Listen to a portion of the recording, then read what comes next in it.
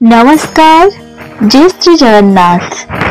आपण मानक मो चैनल को अनेक अनेक अभिनंदन।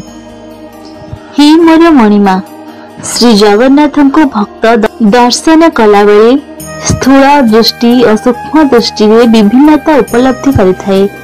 स्थूल दृष्टि रे श्रीजीउंकर श्रीमंदिर शब्द रे पयरटी निम्न भाग रे गोलाकार अंश और ऊर्ध्व भाग रे दुई बाहु, नासिका, अधर, श्रीमुख, चक्राकार दुई गोटी, भूलता विहीन नेत्र। श्रीमुखरे कान नाही, पयरे आंगुल विशिष्ट पाद नाही, गोड़ नाही, हाथरे मध्य पापुली नाही कि अंगुली नाही, नाकरे पुड़ा नाही कि अधर दांत और जीभ नाही, निर्माण शरीर पटांतर नाही, 6 खंड दारु, दारुरे नाभि, मंडल रे छोट गभीर गर्भ मध्य तुलसी, चंदन, जाई, जुई फूल रे ब्रह्मंक अवस्थिति और सुरक्षा पाई गर्भ मुद्रित होई ब्रह्मलोक प्रदान कर श्री जगन्नाथ जीव अवयव दारू उपरी परस्त परस्त होई पाट डोर बंधे ठीक मनुष्य शरीर भितर शिरा प्रशिरा परी आस्तरण ताहा उपरी दिव्य लेप प्रदान और पूर्ण अवयवर परिप्रकाश ताहा उपरे रक्त और शुल्क वस्त्र आस्तरण। स्त्री पयरटी ठीक पृथ्वीर काल्पनिक अक्षांश और दार्घिमा परी पाटडोरे बुना जाई छंदबंद होइଥାଏ। श्रीमुखरी कला धड़ा और नाली रंगरी विचित्र किंतु बड़ सिंहार परे प्रात आरती देखिबाको मिले फूलर पापुली और आंगुली, फूलर नाकचुना नाकरे बेखरे हार और पयर पाई बड़ पदक, सुवर्ण बेशरे देखिबाको मिले पयर पाखरे सुवर्णर 2 गोटी गोड़ और 2 गोटी हाथ शंख और शंख धरी मंगल आरती परे अवकाश जेउथिरे श्रीजीव मानक 5 गोटी तगड़ी गाधुआ वस्त्र व्यवहृत हुए। पीढ़ा, खटुली, फूल, दांतकाठी, सुवर्ण जीभ छेला लगे, गाधुआ जल और दही, अँला, चंदन, कर्पूर संस्कार हुए।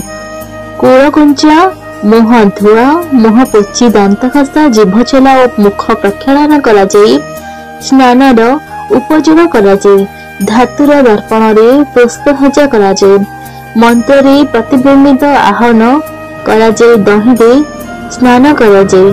स्थूल आखिरे हाथपाद विहीन ठाकुरंकर मानवीय लीला राजकीय आचरण। स्थूल आखिरे श्रीजीव मानक वस्त्र पोशाक बेश अलंकार आहुरी मनोज्ञ लगे।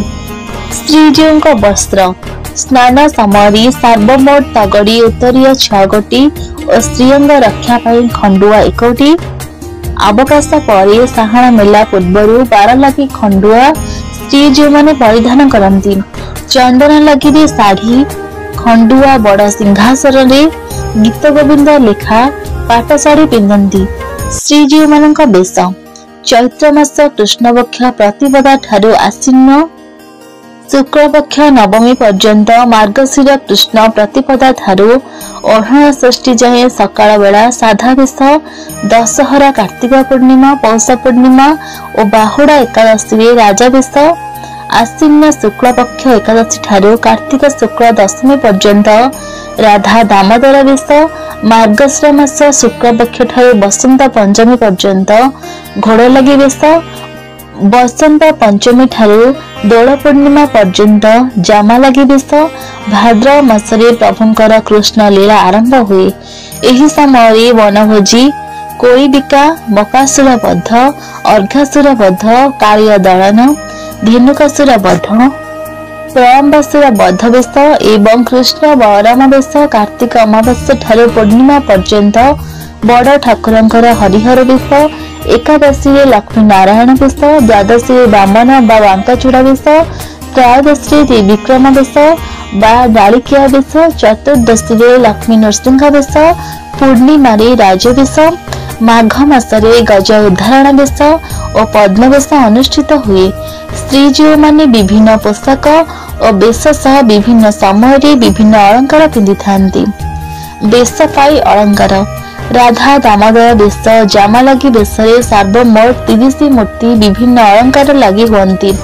अलंकार मध्य नळीभुज कुंडल तिलक आड़कानी चंद्रिका चंद्र सूर्य तगड़ी ओडियानी माड़ी लक्ष्मीनारायण बेशरे श्रीभुज कान चंद्रिका तगड़ी किया श्रीपयर आड़कानी चंद्र सूर्य ओडियानी प्रभृति 31 स्वर्ण अलंकार और 54 सर्वमोट स्वर्ण किया लगी होती।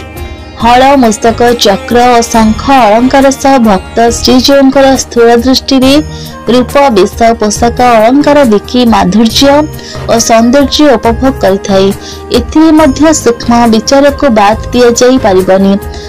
सूक्ष्म दृष्टि हेउछि दिव्य दृष्टि बा अंतर्दृष्टि।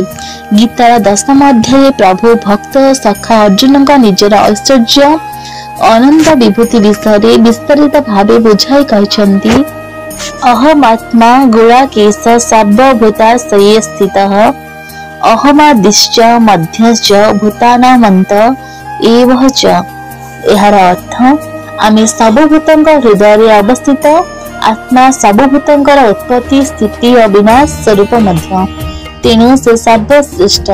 से आदित्य मानक मध्य विष्णु ज्योतिष मानक मध्य सूर्य वायु मानक मध्य मरीचि नक्षत्र मानक मध्य शशि द्वादश आदित्य घाता मित्र अर्जमा रुद्र वरुण सूर्य भग पीव स्वान पुष्पा सविता कृष और विष्णु 7 कोटि वायु आवह प्रभाव विवहि परावह उद्वह संभव परिवह 11 रुद्र मध्य शंकर वसु मानक मध्य से अग्नि पर्वत मानक मध्य सुमेरु यक्ष राक्षस मानक मध्य से कुबेर जलाशय मानक मध्य सागर सेनापति मानक मध्य कार्तिकेय पुरोहित मानक मध्य बृहस्पति एहिपरि अनेक श्रेष्ठत्व से प्रतिपादन करिसेंती।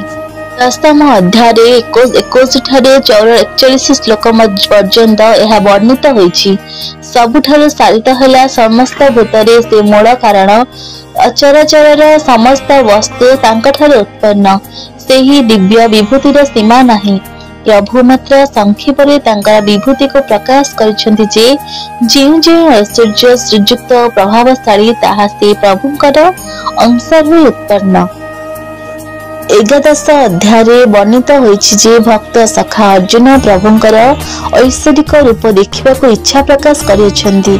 दिव्य दृष्टि बा सूक्ष्म दृष्टि बा ज्ञान दृष्टि प्राप्त होई अर्जुन प्रभुंकर ऐश्वरिक लीला और विभूति जहा देखिले ताहा समस्तଙ୍କ पक्षे संभव नहे मात्र विभु कृपार ही संभव। पूर्वे जहा जहा कहिथिले से सबको देखाई देले। तांकर शरीर रे स्थावर जंगम समस्त जगत को देखि अर्जुन आश्चर्य हेले। यह देखि दिव्य दृष्टि बଳରେ संभव हैला। अनेक मुख नेत्र दर्शनीय वस्तु दिव्य अलंकार दिव्यास्त्र दिव्य माल्य दिव्य वस्त्र दिव्य गंध अनुभूति रे आनिले। अनेक बाहु उदर मुख नेत्र अनंत रूप देखिबा को पाइछन्ती।